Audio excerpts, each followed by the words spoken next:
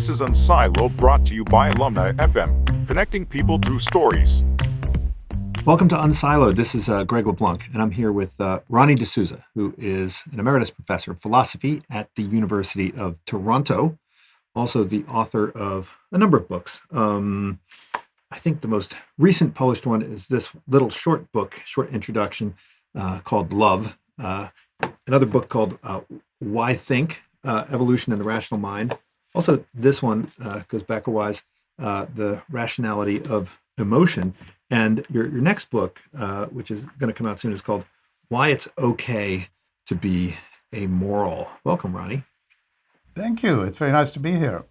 There's one more book which is called Emotional Truth, and which is very expensive. And indeed, after 10 years, I still owe them some of my advance, but I actually rather like it because it is a kind of glorified collection of essays in which I talk about all kinds of things, which was the whole point of my doing philosophy of emotions in the first place, because I regard philosophy as a license to be a dilettante. And so essentially, I like poaching and talking about other people's topics, which I think is something that you and I share. Well, I think the podcast is my license to be a dilettante as well. And I'll have to go buy that book and contribute to your reduce your debt to the publisher. Oh, please do. Yeah. But look, I want to start off. I think I still owe them £200. So I want to start off. Your work is very interdisciplinary. I mean, you talk a lot about biology. There's reference to obliquely to artificial intelligence. There's moral philosophy, but there's pretty much every other branch of philosophy. You even make reference to economics. It's really quite impressive. And in the book Why Think, you make a point which it's a point I think I've been making implicitly, but I never really made it explicitly. And this is, you're taking Aristotle on. Aristotle said that what makes man unique is his rationality. And you turn it on its head and you say, well, in fact, what really makes, man unique is his capacity for irrationality. Because, we never ever say about an animal that they are irrational. I used to go to animal behavior conferences all the time. And, I didn't quite belong because my animal was humans, and that's, you're not supposed to go there. But you'd never talk about when the moth flies into the flame. You'd never say, well, that was a stupid moth. Or when the bird flies into the glass pane, you never say, well, that was a really stupid bird. But we, as philosophers, economists, we're always talking about how stupid people are and how irrational people are. And so that's kind of our unique feature. Is that something we should, be bragging about? I thought, what made us unique was supposed to make us better. Absolutely, we should be bragging about it. There's a passage at the beginning of Hobbes's Leviathan where he muses about the question of why it is that ants, another species that is a social species, just as we are, but a bit different from us, why they don't have as much trouble as we have living in a society and doing what we need to do. And I find his answer absolutely fascinating. His answer is because they don't talk. Now, because they don't talk, they don't quarrel, they don't debate, they cannot be injured, by which he means insulted. They can be injured in our sense, but he uses the word in the sense of insulted. So they cannot be affronted. And above all, they never try to innovate. And all of these things are made possible by language. So I want to say that this is indeed our glory as well as the source of our failures, because to be able to talk is also the only way in which you can be convicted of being inconsistent. When your cat says, or when your cat seems to be saying, I want to go out, and immediately then wants to go in again, then immediately wants to go out again, one is tempted to say, well, how annoying, how inconsistent, what is going on here, how irrational. But of course, it's not inconsistent or irrational to change your mind or to change your mood. You can only be inconsistent if you actually maintain at the same time things that cannot be true together. But only somebody who talks can be convicted of inconsistency, because only if you talk can you put things sufficiently precisely for anyone to be able to say, but that contradicts this other thing. And so that's why I think that it's absolutely true to say that when we understand the right way to understand Aristotle saying we are rational animals, it's not that in the as it were in the good sense of rationality that contrasts with irrationality. It's in the purely categorical sense of rationality that contrasts with irrationality. So a stone is neither rational nor irrational. An ant is neither rational nor irrational.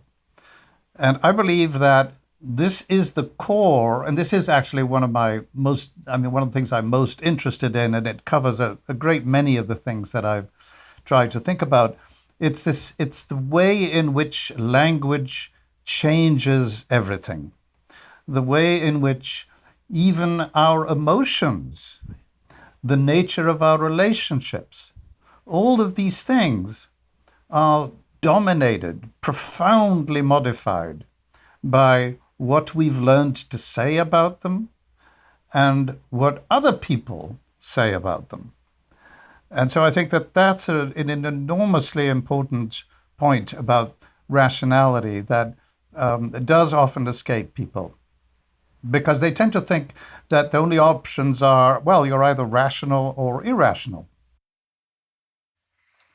Well, of course, we're using this word reason in multiple ways, right? There's sort of we do a little bit of a bait and switch sometimes when we use this word, and so in some senses it does make sense to talk about the rationality of animals, right? And their goal pursuit, right? And you even go so far as to say Absolutely. that the paramecium that is pursuing some sugar gradient, right? In that sense, there's a reason behind the behavior of this animal. And I think one of the most provocative quotes that I saw in the book, I think was that, economics as a discipline really only makes sense when you're talking about, animals, right? In the sense that their objective function is so, is so transparent, right? I mean, it's not immediately transparent, but that, you actually have a way of, evaluating, right, what they're doing in terms of the end goal, right? Whereas with humans, it's a little bit more complicated. I think it was meant to be provocative, but I actually, I remember one time I went and taught evolutionary biology, and all I did was just take my economics training and just cross out a bunch of words and put in a couple other words, and cross out John Nash, put in John Maynard Smith, and I was off to the races. That's right. No, of course. I mean, economics is the perfect, if you like, theoretical framework for biology. But that's not to say that it's always easy to get at, right? Because we're talking here about teleology, and there's a difference between teleology and rationality. Roughly speaking, it seems to me that, of course, the teleology is just something that has to do with the adaptation of a strategy to a goal. And of course, in the context of evolutionary psychology, the goal is essentially just the trivial goal of propagating DNA. And but rationality has to do with how we conceptualize the relationship between goal and means. and once again, with language, how we can debate about that, how we can consider different strategies, how we can invent new strategies, innovate, the very thing that one of the things that Hobbes mentions in that passage. And of course, innovation has the further fascinating property that almost all the important things that result from innovations are those that were unintended. I mean, we can think, for example, of agriculture, right? The invention of agriculture. It's such a brilliant and simple idea. If we just put these seeds in the ground and just look after them a bit, we won't have to move around and keeping finding our stuff on in plants and in trees, which then will get exhausted and so on. So who could have predicted when somebody thought of putting seeds into the grounds that this would ultimately result in, as many people believe, empires, misogyny, male supremacy, racism, all of these things which result from the possibility of accumulation and therefore of inequality that is generated by the mere fact that you would decide to stay in one place and cultivate some fields. I mean, that's one of the that's just an example of the law of unintended consequences.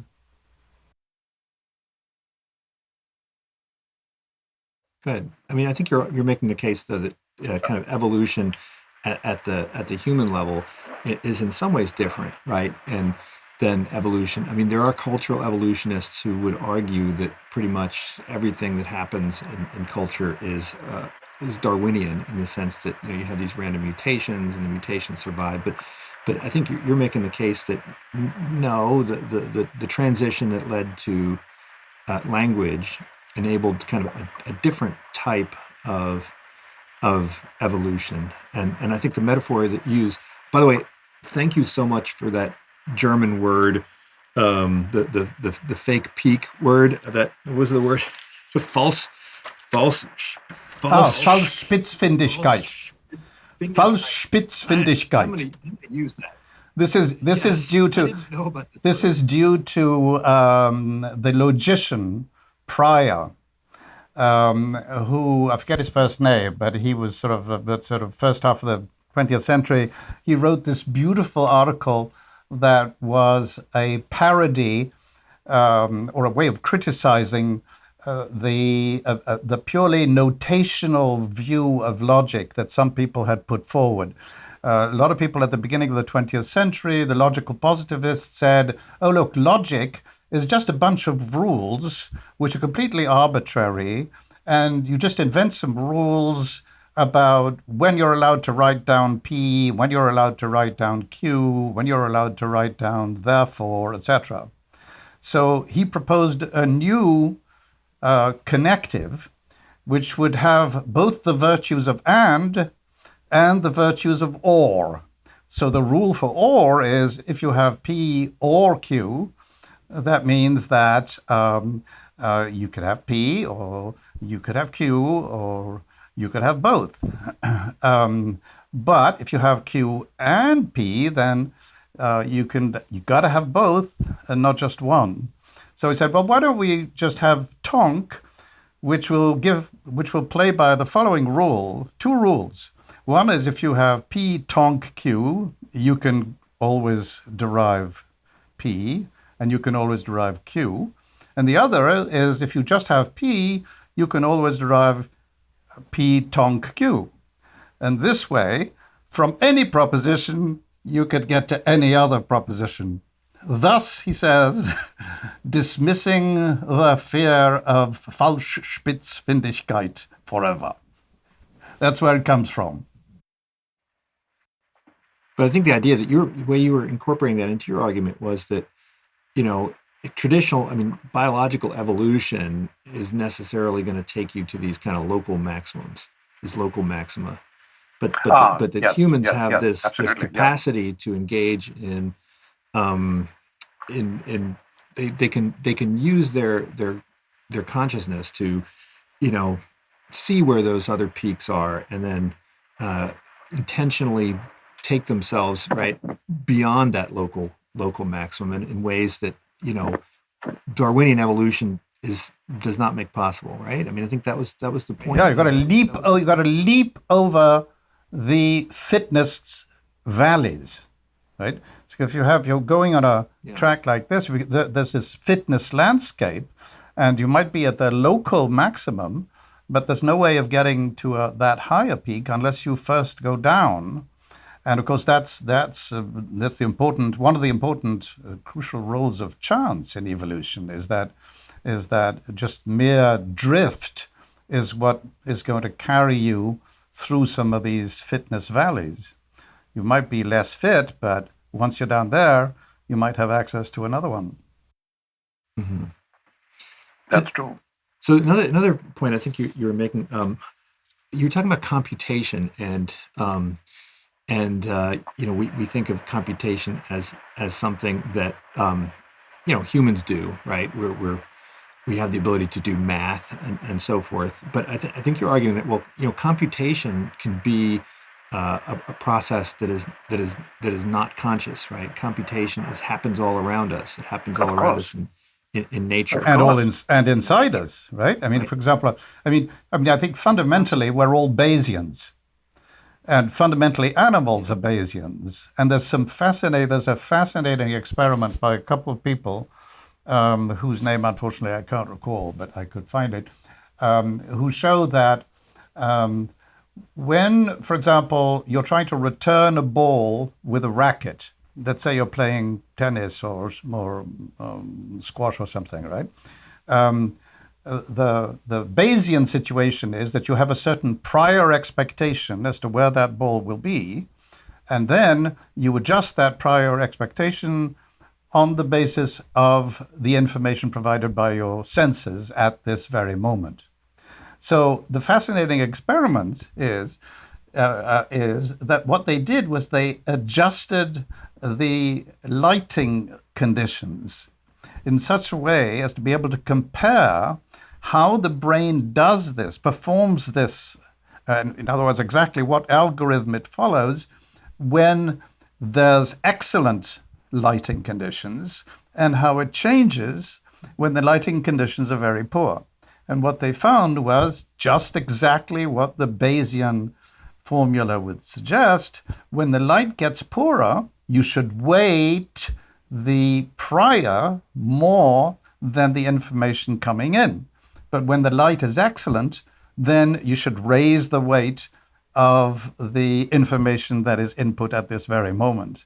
And they found that this is exactly what happened. Don't ask me for the details of the neuroscience involved, but they claim to have found just exactly that.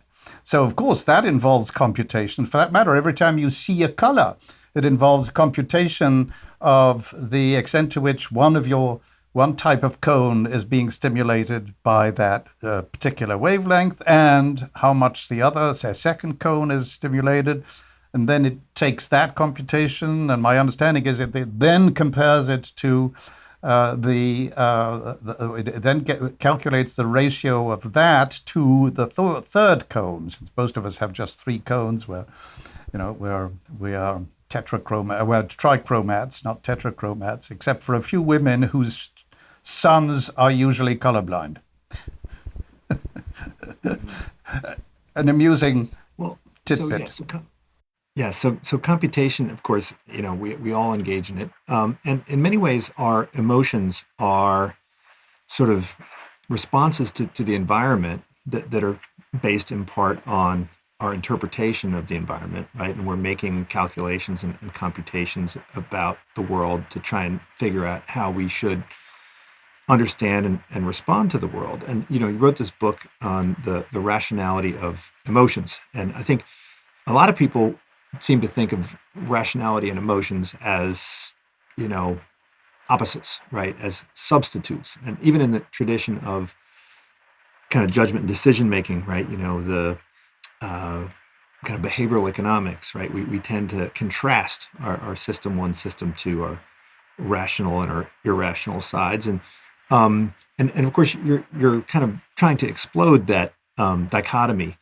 Could you talk a bit about how you see the rationality of emotions, and ultimately, how you mentioned that humans, what we have is the capacity to integrate all of these different modules in our thinking, and in many ways, each emotion is itself kind of a module, is it not? And so we're ultimately trying to manage this portfolio of emotions to come up with some coherent understanding of the world. So, if each emotion has its own rationality, is there sort of a meta rationality that humans have that enable us to integrate these different emotions, to integrate these different modules? The analogy that you were using, it reminded me of Hume, right? Hume talks about kind of us as with a bundle of impulses and a bundle of interpretations, and that what makes us what makes life difficult is the process of trying to manage these bundles. Yes, I mean that's basically right. Um, I think when I wrote the book, I had two ways of thinking about it, the rationality of emotions. One is, what are the contributions that emotions make to a rational life? And the other is, to what extent can we evaluate emotions themselves as being more or less rational? So the background conception I have of rationality is actually incredibly simple. You probably, as an economist, think it just outrageously simplistic. But rationality is simply, in any given domain, is relative to a goal. What are the most efficient ways of arriving at that goal, of achieving that goal? So, if you want to know what rationality of belief is, well, they the methods of science have been found to be the most rational because they are the most likely, though far from infallible, to lead to the truth. And they're the most likely to lead to the truth precisely because they rely on your awareness that you are very, very much fallible. And so the rational thing to do to arrive at the truth is to constantly try to falsify whatever you think in order to eliminate things that couldn't be truth because they're inconsistent. Now, when you get to the rationality, say, of desire, what is the rationality of desire? Well, the point of desire is goodness in some very general sense of goodness, right? In anything, if you want something, the trivial answer to the question, why do you want it, is because it's good. In the same way that the trivial answer to the question, why do you believe something, is because it's true. These are called the formal objects of intentional states because they're very useful in various ways. They identify the attitude in question. So, for example, the formal object of belief is truth. The formal object of fear is the dangerous. The formal object of surprise is the unexpected, that kind of thing. These are always the obvious answers, but of course they're also, for that very reason, completely uninformative. So in order to make them informative, you've got to look at the particular domain you're interested in. And in the case of emotions, I think the best theory about the core of emotions that is now not perhaps universally, but I think fairly widely accepted among emotion theorists, is that emotions condition your body to prepare it for a certain kind of response. So it's this notion of action readiness, from which the other features of emotions can be understood. Why do you need to, for example, appraisal? One well-known dominant theory among many psychologists has been so-called appraisal theory. And so there's been lots of debates about whether you first appraise the situation and hence are caused to have a certain emotion, or whether the emotion just is that collection of appraisals. In particular, the vast school of emotion science in Geneva, the CISA, I forget what it stands for, but basically it's a Center for Interdisciplinary Studies of Emotions. They have made a lot of this idea of appraisals. But if you think about the point of emotion, it's to get you ready to respond to a complex situation. So it's very different from a reflex. If you think about a reflex, you're at the doctor's and he pokes your knee in the right place and your leg just goes like that.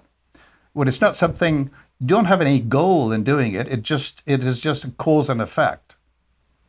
But what your emotions do is they prepare you for action, not in the sense that your muscles are conditioned to move in a certain direction, but in the sense that you now are prepared to pursue a certain goal. And that goal might be very, very different in two cases of fear. For example, in Florida, I see a lot of alligators. You're always wondering, if I come close enough, is the alligator going to try and get me? So you're afraid in that very primitive sense. But what you want to do is avoid it. That's the action that the fear prepares you for. Now, take a very, very complex, highly conceptually sophisticated kind of fear, like the fear that a certain stock will drop, which you're thinking of buying, right? Now, you've got to know so many things. You've got to believe so many things. You've got to understand so many things. So it's hugely complicated. Nevertheless, in this abstract way, what your fear does is condition you to try and avoid the crash, which is, in a sense, although it's more abstract, it's exactly the same goal. That's why, in both cases, we talk of fear, even though the situations are so completely different. So you see, from that point of view, the rationality of an emotion depends on the type of situation which this emotion is supposed to prepare you to respond to. And I think that that's a very general way in which we can understand the answer to both the questions that I formulated. The question about what's the inherent rationality of emotion? Well, if it is appropriate to the situation, then it's rational in the sense that it prepares you for the kind of action that would make sense given the overall character of your concerns. The particular goal, for example, of escaping something, or of attacking someone who is a threat or something like that, right? But it also explains the role that emotions play in your own rationality. Because if I didn't have an emotional response, an appropriate emotional response to many situations in life, I wouldn't have any ready way of knowing what to do. At any moment in time, there is a million things I could do. Why? And what emotions do is they mimic, I think I use this formulation in the book, they mimic the informational encapsulation of perception. This is one way in which emotions are similar to perception. So a lot of theorists, I disagree with this now. In the book, I sound like I've been cited as believing this sort of perceptual theory of emotion, but I've now come completely over to a sort of attitudinal view of emotions. I think emotions are just attitudes, and value in the world is just the projection of your attitude. The world is completely devoid of any objective, real value. It's just chaos. And So what makes life meaningful is that we are interested in this, that, and the other. And that's what creates goal. And that's why our emotions help us to respond in ways that are relevant to those goals. And so emotions contribute crucially to the rationality of life, insofar as you can think of life as having any kind of general goal, which I think is not much, but I think the general goal is something like satisfaction, happiness, those sorts of things. And emotions help us to deal with every particular situation in which your response needs to be relevant to that situation and appropriate. So that means we can sort of evaluate our emotional responses. I mean, not just in the individual instance, but in, the rule that we're following, right? The emotional response Absolutely. function that we have. Exactly. And we can see if it's in alignment with our goals, right? So if, for instance, we could get angry too easily, or we could get angry, Not easily enough. not easily enough, depending on what course of action is in greater service to our goals. But doesn't that require some degree of normativity, right? Where we are endorsing some goals over others, right? Yes, but the normativity is essentially, if you like, it's a kind of existentialist note there. The normativity comes entirely from our choices. You can evaluate the relationship between a situation and a proposed response as being a rational or irrational one on these terms of saying whether or not it's going to fulfill the goals that the situation appears to call for. But which you choose to adopt is not, as it were, given by the world itself. I've recently come to think that there is that the core of the correct view here is captured by that famous puzzle of Lewis Carroll's about Achilles and the tortoise. Now, of course, the classic puzzle of Achilles and the tortoise. Achilles can move as fast as he like, but the Zeno's paradox is, yes, but he's got to get halfway, and then he's got to get halfway, and then there's an infinite number of finite stretches that he has to cross in order to get to the other end or to catch the tortoise. And so he'll never catch the tortoise. Well, the Lewis Carroll version is Achilles comes to the tortoise and says, I've got this great argument, doesn't matter what it's for, Q. Why? Because P implies Q, and P is true. So you see Q.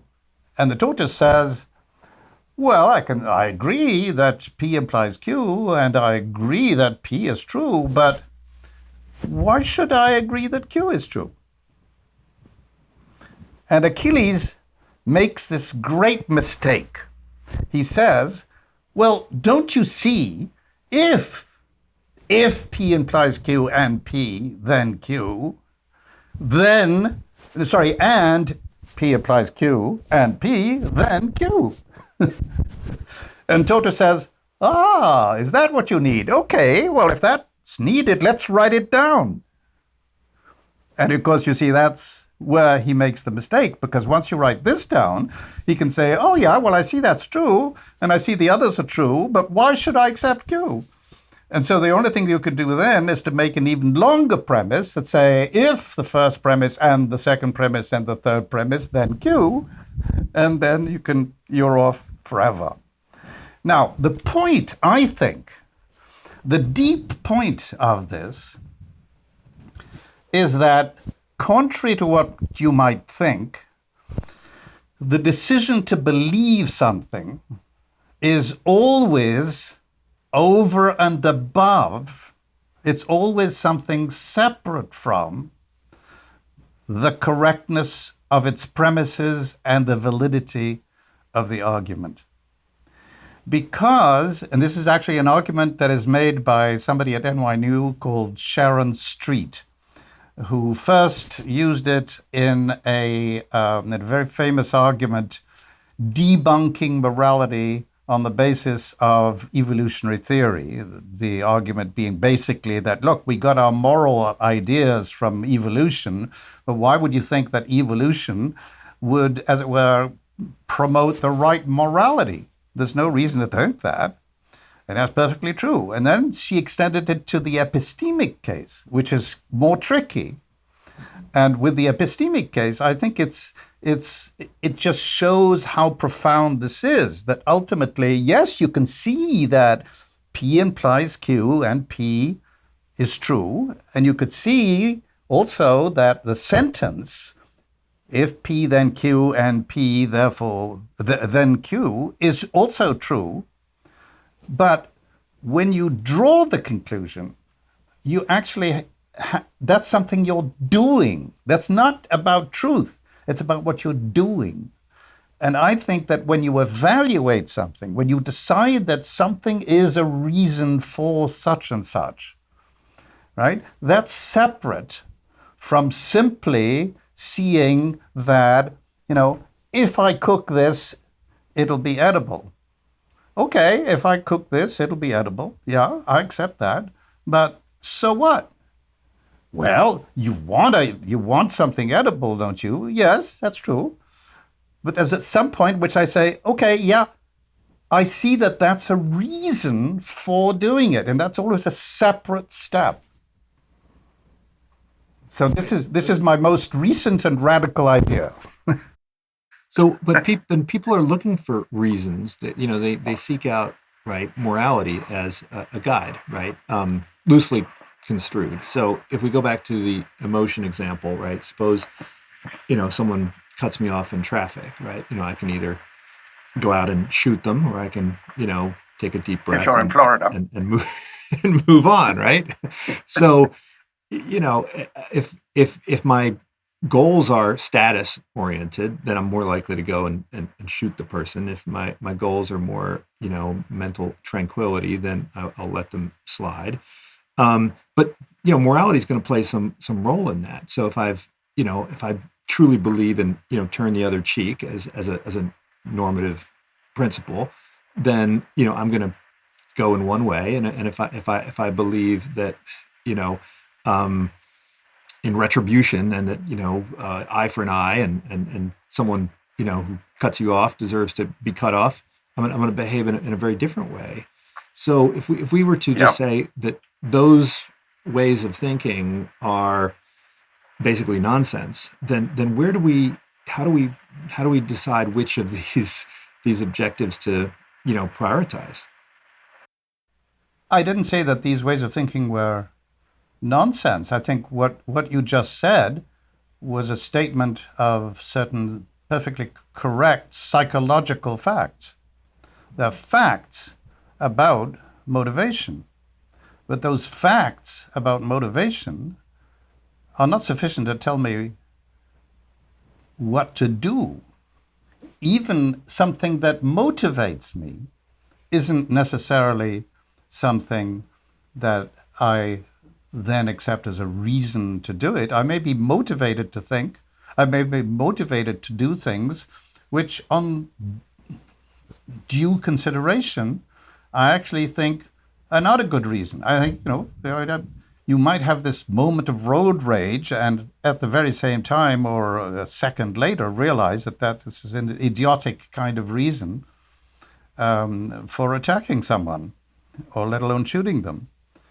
So, see, I guess at this point, this is the kind of argument that I'm interested in making against morality, which is that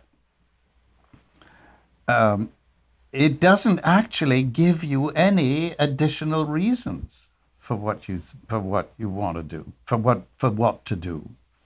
It's this argument that I call it the double counting argument, And it seems to me that many people have responded to my ideas about amorality by saying, but look, what if somebody just doesn't seem to care about the fact that he's hurting someone?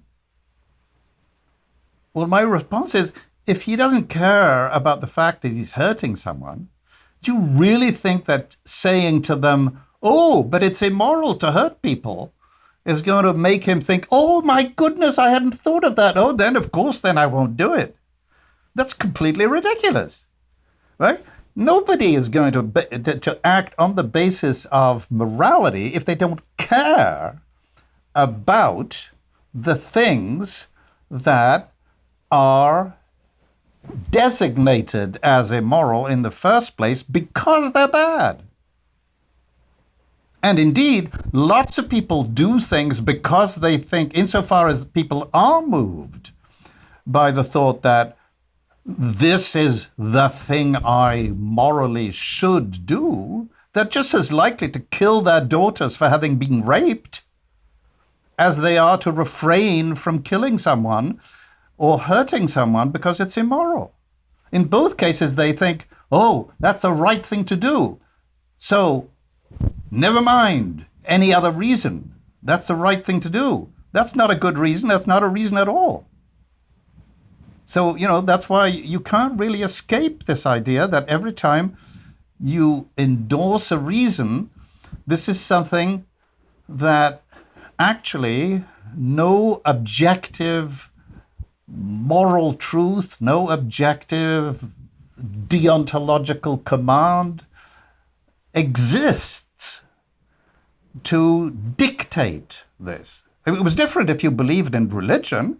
If you believe in God, makes perfectly good sense to say, well, God commands it, and I've decided, of course, you already have to have made that decision, which is, if you like, an existential decision, right? Because many people react to the very idea of getting commands from God as a good reason not to obey them. Who wants to be just the tool of a divine, weird, otherworldly being? Horrible idea. I mean, it's ridiculous. It's like wishing to be a slave. But still, if you decide to be a slave, then God's command, or whoever's your master's command, is indeed a reason that you've determined ahead of time you are going to take as your reason to do this. But unless you're motivated and have decided you're going to endorse this motivation, that's the existentialist moment, then, it's not as if there's something out there that's making you do it. There's a difference between a cause and a reason. Mm-hmm. Well, so are you making, I think you're making in part an empirical claim that, moral philosophy is sort of it's a shadow religion, but it's one that is less compelling at the end of the day, that people are less likely to be persuaded or convinced by, say, a moral philosophy than they would be by a religion, even if it attempts to be as kind of totalizing as a religion. Once you remove the desire to be, but why wouldn't the desire to be moral be as compelling as the desire to obey God's will, let's say?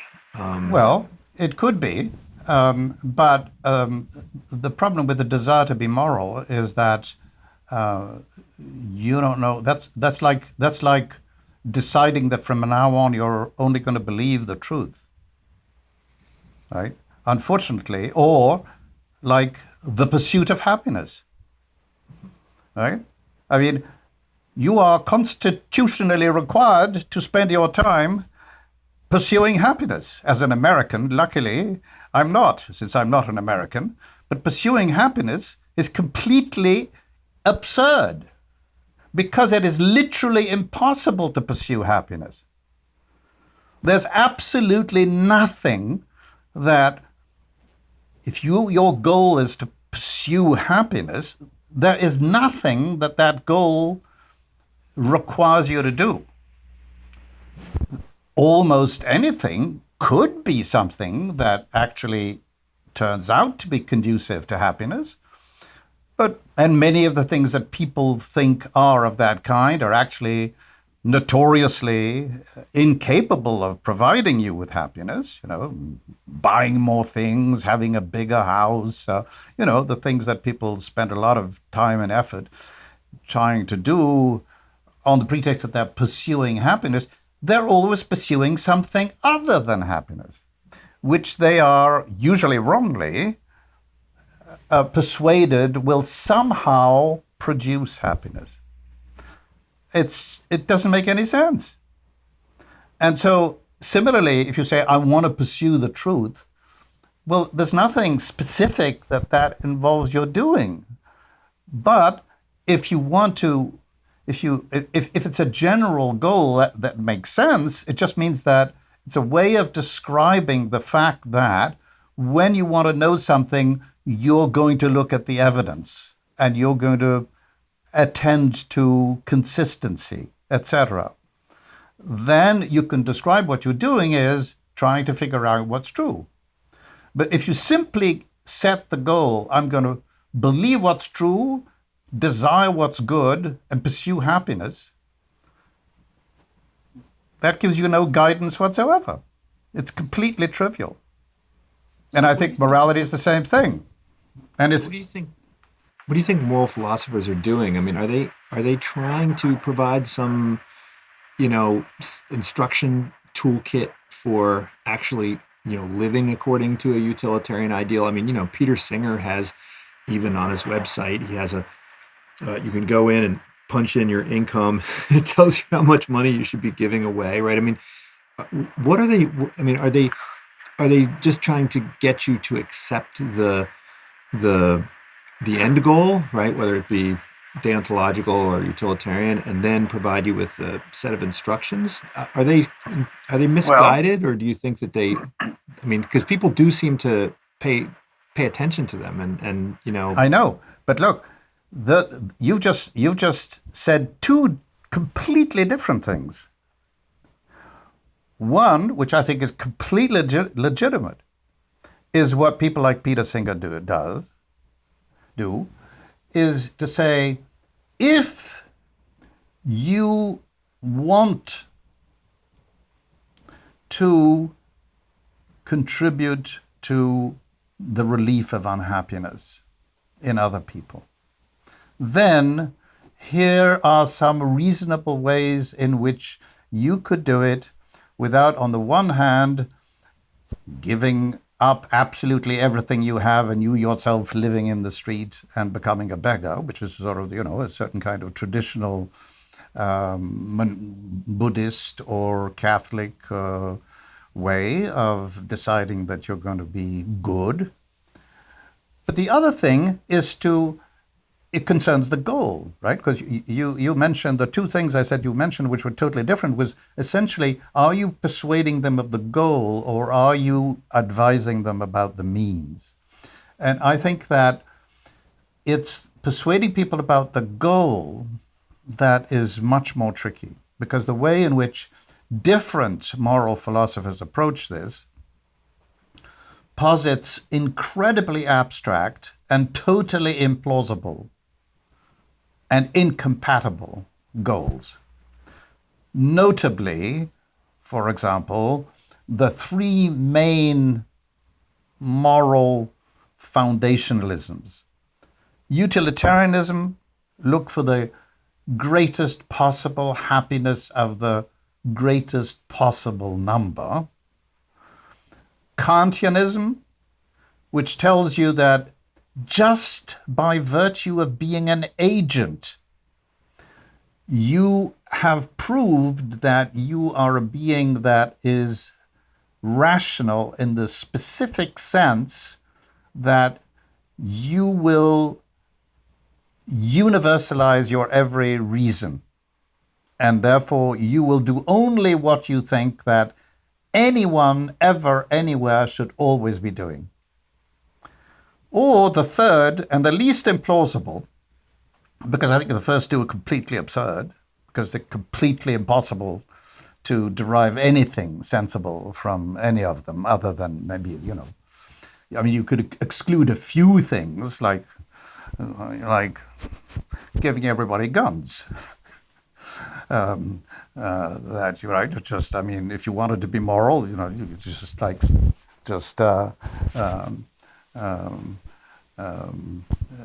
delete the Second Amendment. You'd be a lot better off from all moral points of view, including the third, which I think, as I say, is the least implausible, which is try to see what makes it possible for people living in a society to maintain a kind of homeostatic level of cooperation, mutual understanding and tolerance and efficiency. Now, I think that's the least implausible. Essentially the sort of social contract, not in any literal sense, but that's the sort of the tradition it looks back on. I think it's the least implausible, but it's also fundamentally flawed, because if you want a society to be stable, it could well be that the only person currently, for example, who gets it right is the president of China. It could well be that an absolutely autocratic and completely ruthless system that forces absolutely everybody to follow an incredibly large number of rules that rivals anything that the Judaic law might prescribe, including you never cross the street except on a green light, including never throw something, never litter, etc. And we've got cameras placed everywhere in the street. And whenever you're caught throwing away a cigarette butt or crossing the street, you get demerit points, and therefore you will not be allowed to travel and buy a ticket to visit your family for New Year's, etc. Right? Well, that could well be the answer how you had the most stable, harmonious society. But is that really how you want to live? Is that enough? Well, I don't think that these kinds of discussions do any good except insofar as they serve to debunk these so-called foundationalist ideals. Because once you're aware of how bad this can turn out to be consistent in your defense of a certain system, then I think that you realize that, well, no, that doesn't allow for the reality of chance. It doesn't allow for the fact that the world is fundamentally, in the technical sense, chaotic, which means that however much you know, you will never be able to make accurate predictions about the consequences of what you do that go beyond a week, any more than about the weather, right? I mean, the weather is a relatively simple but chaotic system, which means that you can make predictions, and they're usually, fairly reliable for about 2 days or 3 days or maybe a week. But then you want to make predictions about the whole world, about the happiness of the greatest number. I mean, it's completely crazy. But how realistic is it? I mean, to think that people can be persuaded to be amoral. I mean, that seems to be even more difficult exercise than its opposite, right? Because it seems that all humans, or at least all humans who reflect on it, they all want to at least think that they are pursuing, a moral project, or at least, I think you talked a bit about virtue ethics. I mean, I think people would like to think that they're pursuing some virtue in their behavior, in their life plan. How would you convince people that this, maybe is a project that they should abandon? Well, I don't think I want to convince people to be amoral. I think what I want to do, if there's anything I want to convince people of, is that they shouldn't be so sure of themselves, and that moral fervor is not, in general, something that will actually achieve any of the reasonable goals that a moralist might want to achieve. You can ask yourself, and that's why I say that the kinds of things that some moral philosophers are engaged in doing make a lot of sense. I mean, look at the statistical consequences of rules of, for example, the way I'd like to put it is, look, it's actually all politics. I think politics is fine, so long as politics actually doesn't try to simply be a more rigid and enforceable form of morality, as it used to be. I mean, I think that one of the great signs of progress in the 20th century, which many people are trying to undo in the 21st, all around us, consisted in realizing that enforcing morality in domains that have to do with the, if you like, the purity, the hierarchical, the loyalty aspects of morality. I'm referring here to the height kind of division of the domains of morality, which divides the world into those that emphasize the avoidance of harm and the avoidance of injustice on the one hand, and those who are most interested in enforcing certain forms of purity, especially on women, and loyalty in hierarchies. So you have crimes like lèse-majesté or blasphemy, and things like that. As I think that the progress of the last 100 years has consisted in removing those things from the political spheres. But it's totally legitimate to ask, okay, how politically should we try to make things better for the majority of people? So if you think of something like the most explosive issue in America today, abortion, right? I think that the discussion is completely conducted in the wrong terms, because what you should look at is what happens when you make abortion illegal, not whether you should make it illegal, but just look at the fact that in jurisdictions where abortion is illegal, and in the kind of mentality that leads to wanting to make abortion illegal, more people die, more people are miserable, more people have awful lives. I'm sure you know that one of the hypotheses that has tried to explain why crime fell so spectacularly since the 80s is that abortion was legalized. And so unwanted children are just more likely to be criminals. And so if you don't allow unwanted children to be alive, then you shouldn't make it mandatory for them to be alive.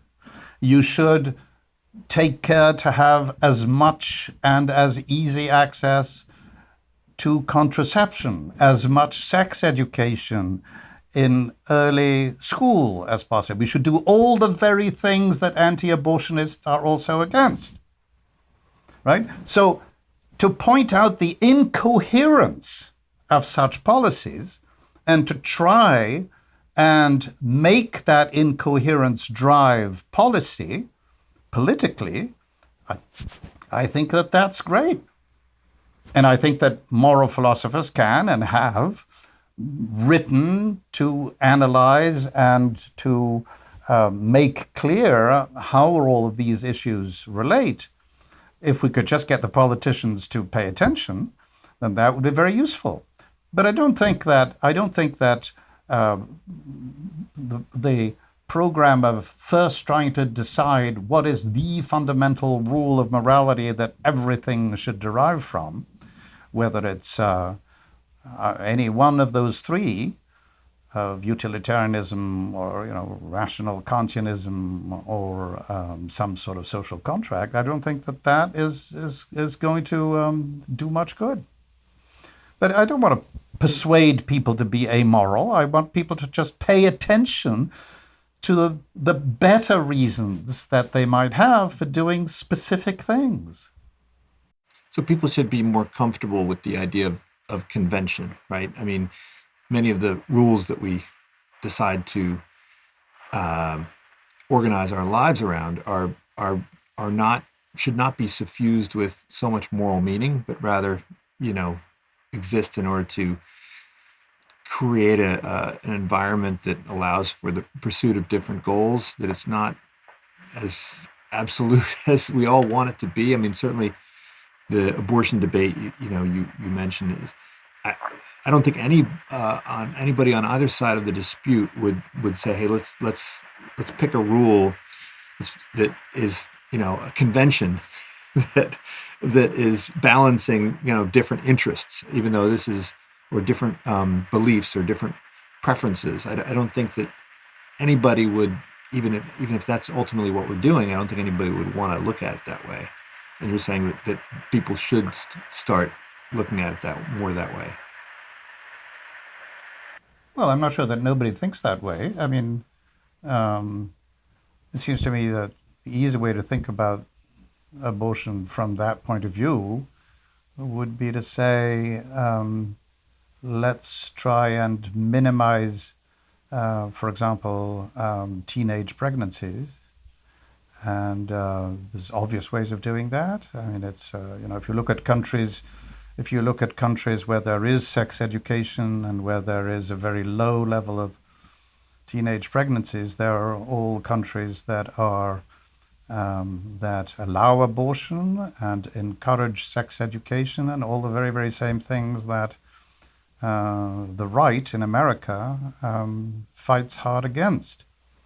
What I'm arguing is that many policies can be criticized on the ground that they are completely self-defeating on their own terms, and that's the application of amorality. Doesn't mean that you can't apply reason and good empirical evidence and arguments derived from them, and to argue for one way of proceeding rather than another. I don't see any. I mean, I don't see. It seems to be that the solutions to many problems is well known by the people who study them. I mean, it's, there's lots and lots of evidence that the mere fact of extreme inequality is bad even for the people at the top, not just for the people at the bottom, but it's certainly very bad for most people. But there is no political will for trying to diminish inequality in America.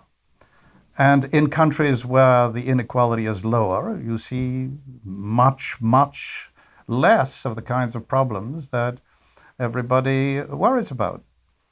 The thing about gun rights is very similar. If you think about it, just is it really more important for everybody to be allowed to carry any kind of gun in their pockets than for people to be safe? How many lives do you really want to save with all this zeal for unborn babies? How about the born ones get shot at the rate of 1 an hour? Children everywhere in America, with like no other country in the world, except possibly places in the midst of civil war. So you're not American, but you seem like you exhibit sort of very American pragmatic view of morality, right?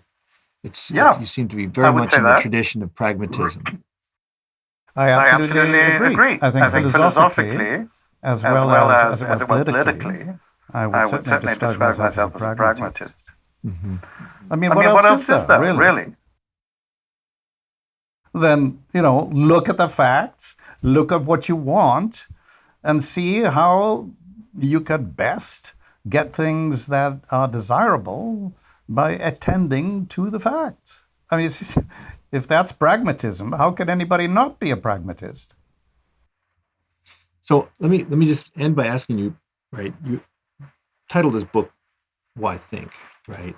And at the end of the day, right, your philosophy is really built around goal achievement in a way, and understanding goals, and understanding how to achieve goals, and understanding how to formulate goals. How does thinking in the way you've described it help, right? Why not think less rather than think more? Well, there are two reasons. For one thing, thinking is fun. That's why you do it. That's why I do it. It's not necessarily everybody's cup of tea, but it's a pretty big reason for people like you and me, right? Because actually, thinking about things is the most satisfying thing that you can do. It's also relatively cheap among available pleasures in life, other than sex, which is a good second, for cheapness and satisfiability, or satisfaction, I mean. But look, the other reason is that because we talk, back to that passage of Hobbes's, because we talk, we have already made a world that is so complicated, so elaborate, that we have created and keep creating at every moment problems of a nature that couldn't possibly be even defined for a society of non-language using animals. I mean, to be sure, many of our problems like tribalism and xenophobia, etc., these are problems that exist among chimps. But we have created versions of them that are so complicated that we couldn't possibly address them without thinking. So at that point, it becomes essential to think as well and as clearly as we can, and not, as it were, condemn ourselves to constantly acting in ways that are counterproductive given the nature of our own goals. Thank you so much. I think you've given us lots to think about, which is the whole reason for doing this. Right? Well, thank you so much for having me. I've enjoyed this conversation very much indeed. It's very nice to meet you. So keep your eye open for the next book, which will be titled, what is it again? Why It's Okay to Be Immoral. Amoral. Not okay to be immoral. It's okay to be amoral. And also, of course, Why Think, and this nice little short book on love, which we didn't really talk about, and The Rationality of Emotion. Thanks again, Ronnie. This is Unsilo, brought to you by Alumni FM, connecting people through stories.